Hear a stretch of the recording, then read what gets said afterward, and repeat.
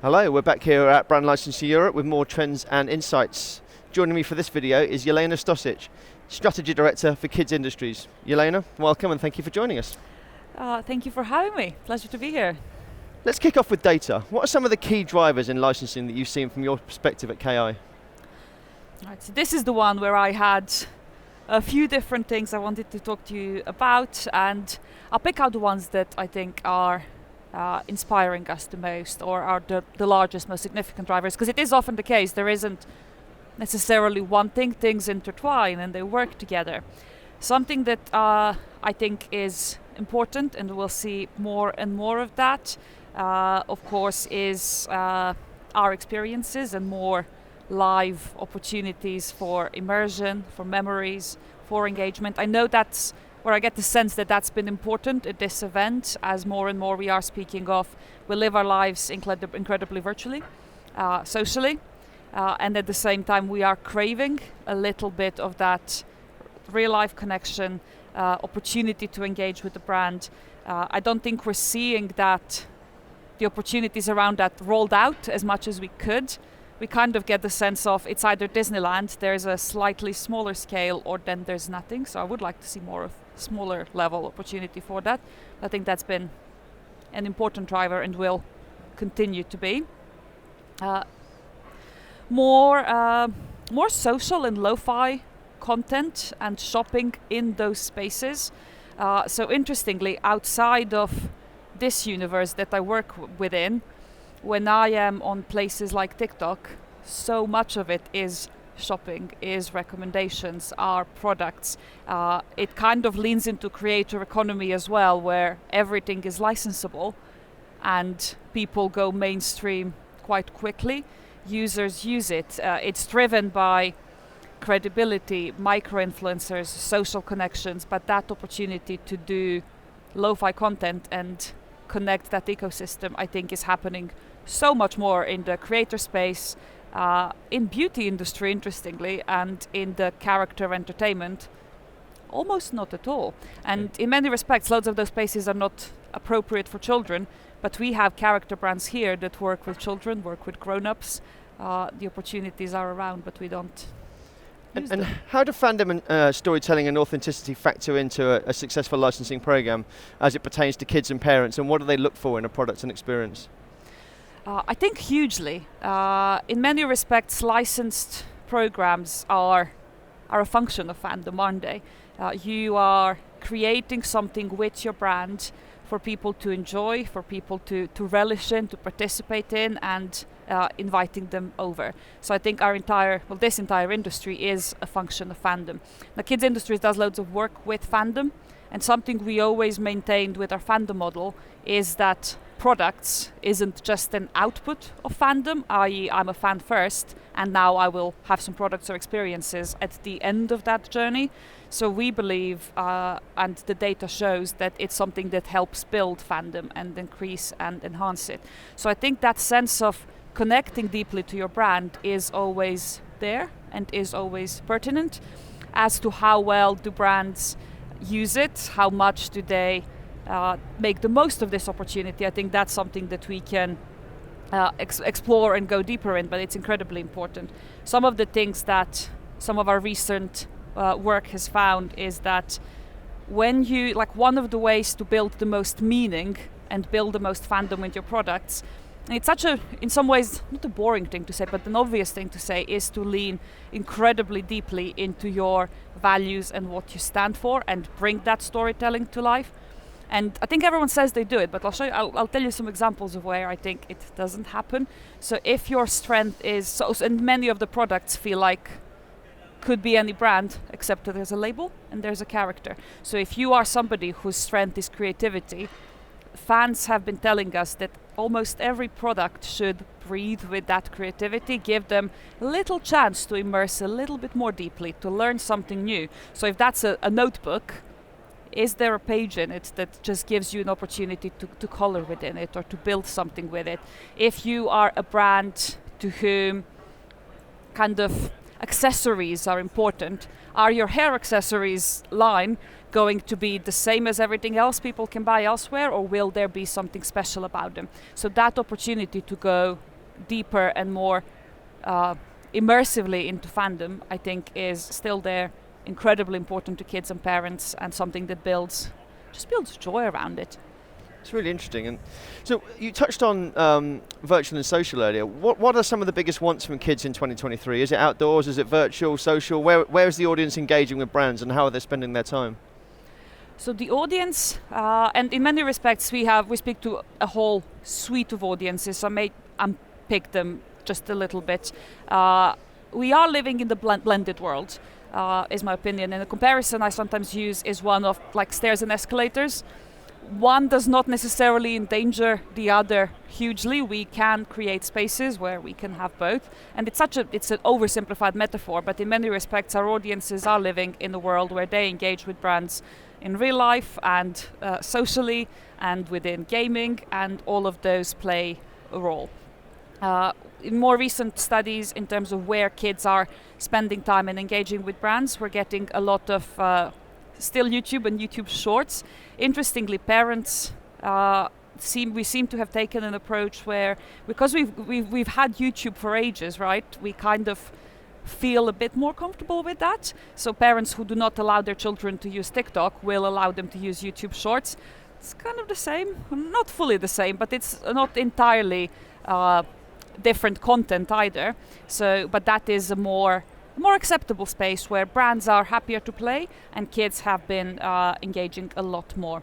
I'd also want to separate out, you would hear it said as a brand in many respects, but actually Roblox is like internet, in that the range of experiences that are available there, the suite of opportunities that children, grown-ups, gamers can engage in, I think is not of the size of the internet, but it is in many ways a sandbox, a platform where you can these days watch full-on movies, buy products for yourself and live in that world. So we see children spending time in these spaces, still at the same time going like outdoor experiences, whether they be in like play areas, shopping centers, on their way to school and back. We are losing some play spaces for kids, but that is something they still want and need.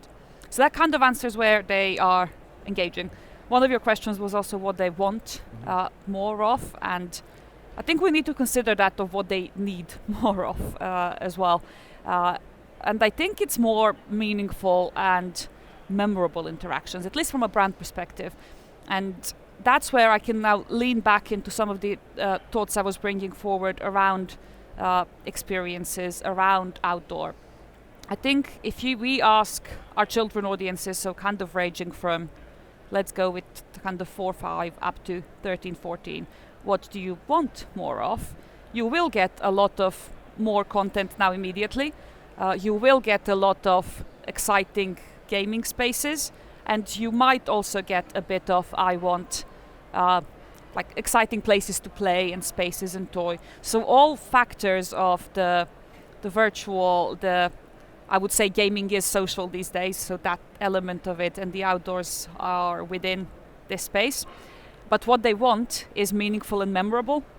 I would argue as a brand, it's perhaps easier and more cost efficient to achieve that in the digital spaces. So there's a bit less of it happening in that kind of outdoors experiences or in real life experiences, especially thinking outside of a big park, what can I do? But I think that's what children do want, and more importantly, I think that's what they need. And I want to talk to you a little bit about sustainability now. You're obviously a partner with Products of Change. Can you tell me a little bit about that partnership and what the plan is there? So I just came from a talk this morning speaking about that. So Kids Industries has been a partner with Products of Change for quite a while. And our Gary Pope, our founder, is the Children's Ambassador for Products of Change. So from that angle, that's been an important part of our business. And the reason why is not just our personal beliefs, but in many respects. So at KI, we have our core pillars of what we want to ensure childhood includes and the world is like in many respects for them, and one of them is sustainability. And parts of what we do with that are our internal practices, parts of what we do with that is research that we share with the industry, but also our external practices of working with clients, working with partners to make sure that we do what we can on this journey. So that's in many respects how the partnership started. We want to represent kids and families where decisions are made, where products, content, experiences are created, and we believe that the world that they need is one that we all need fundamentally. It's not just for children, it's for us as well, is more sustainable. So kids industries, like our partnership with Products of Change, is incredibly important to us. More recently, and that's what we've been talking about today, we've been working with Products of Change of developing a maturity index tool. So that is a product, a digital product, whereby licensing partners can input their level of maturity, their set of practices that they have around sustainability to help industry visibility, transparency, education, and shared practices. So if you think of it as a licensor, you could have 300 licensing partners. It's a healthy amount. It's incredibly difficult and just not done these days to have consistent data on all of their practices. How sustainable are they? And I'm using quotation marks for sustainable because there isn't one definition of sustainable like there isn't one definition of healthy in the human body. You will recognize it when it isn't the case. There are different categories in which you could be hitting the benchmark or not hitting the benchmark, but we don't have shared language necessarily. We don't have unified reporting, so this tool is meant to help with that. Gather up this information, use it to help conversations, use it to understand for licensees as well within my category, how am I performing? But also, if I want to do better, what could I do? What are some of the best practices that my peers are implementing in this space? So Kids Industries has been a partner from the perspective of building the system that collects this data, building the scoring framework, or working with other partners of building the scoring framework. That is, in many respects, an important question. How can you score sustainability? But importantly, we're not actually scoring sustainability. It's not an impact measurement tool. What we are looking at is how in-depth the practices are, how embedded are they, and how mature a partner is on their journey to sustainability.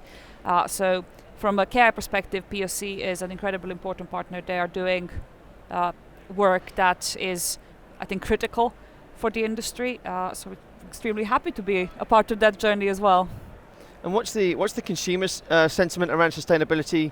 Where do we seek change? Is it increasingly from brands, or are we as consumers looking more into our own sphere to control the impact?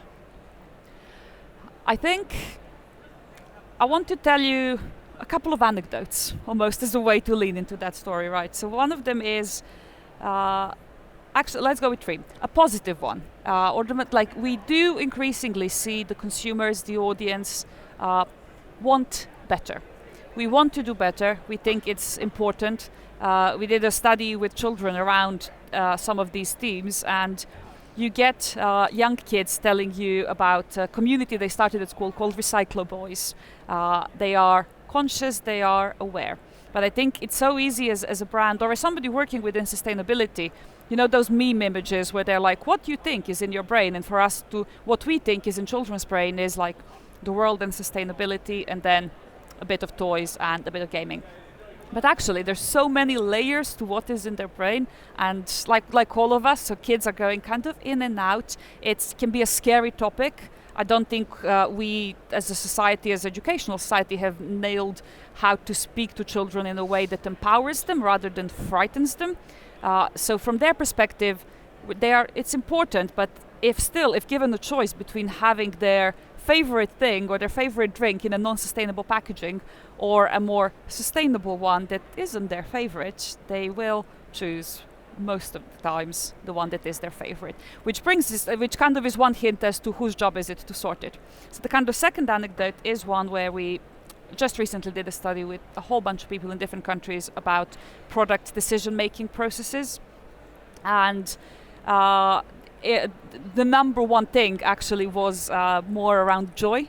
and why things, the role they play in your life, sustainability was a bit less likely to be mentioned.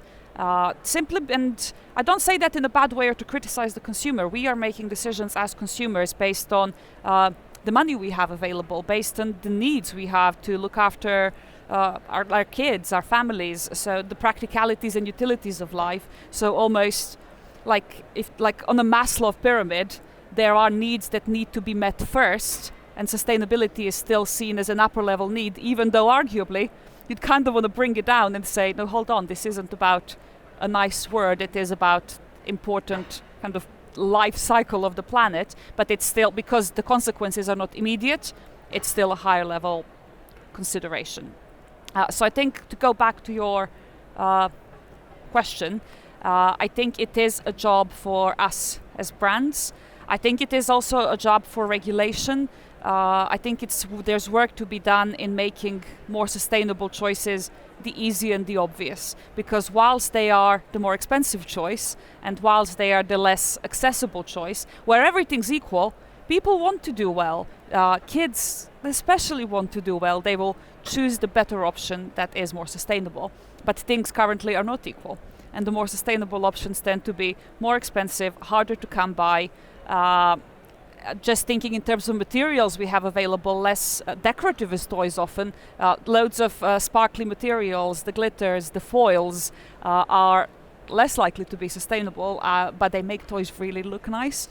So I think the work is on the scientific community, the engineering, and us as brands to make it easier for them. They will keep asking for it, the world will move, but that consumer shift is relatively slow.